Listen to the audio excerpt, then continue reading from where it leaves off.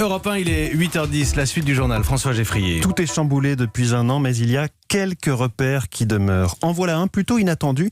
Ils consacrent chaque année des restaurants pour l'excellence de leurs mets et de leurs services. Tout à l'heure à 13h, le guide Michelin 2021 va bien être publié. La preuve, son directeur international est en direct sur Europe 1. Bonjour Gwendal Poulenec.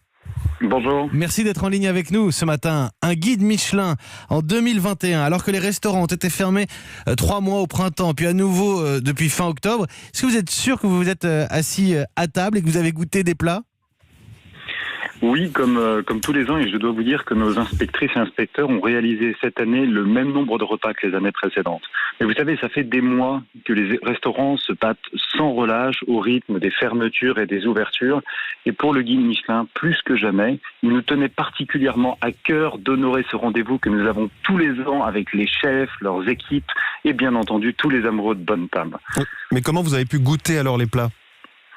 Nous avons pris exemple sur les chefs, nous nous sommes adaptés à la situation et nous avons fait preuve, et nos équipes ont fait preuve d'un investissement exceptiennel pour être sur le terrain chaque jour d'ouverture des restaurants, en décalant leurs congés sur les périodes des confinements, et puis aussi en bénéficiant du renfort de leurs collègues, des inspectrices et inspecteurs internationaux pour réaliser cette année autant de repas que les années précédentes, ne pas modifier nos critères, assurer l'application de notre méthode, parce que c'est ce qui fait la force des recommandations du guide Michelin. Et vous savez, la reprise dans la restauration, c'est les clients qui vont la faire.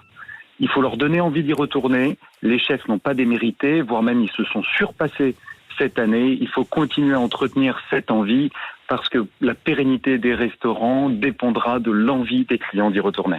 Mais pardonnez-moi cette question, est-ce qu'on a vraiment intérêt à acheter ce guide Michelin 2021 alors que pour l'instant les restaurants sont fermés et ça semble malheureusement parti pour durer ? Alors vous savez, malgré une année noire, il n'était pas question pour nous de faire un millésime blanc, sans mouvement ni promotion, parce que il s'est passé beaucoup de choses sur la scène culinaire française cette année.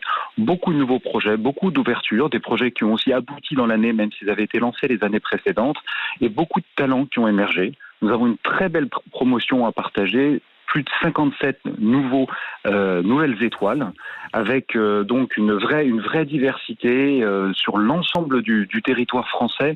Donc la scène gastronomique française est intéressante et peut-être même plus intéressante que jamais parce que certains mouvements s'accélèrent au travers de la crise que nous venons de traverser. Et je veux par exemple parler de la prise en compte du durable, du responsable dans la gastronomie.